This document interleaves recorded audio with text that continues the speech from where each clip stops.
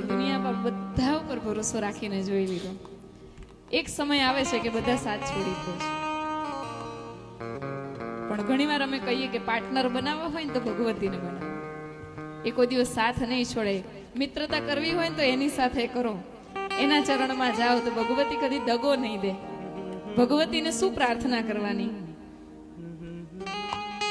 સાથી હમારા કોણ બનેગા, साथी हमारा कौन बनेगा, तुम न सुने ओ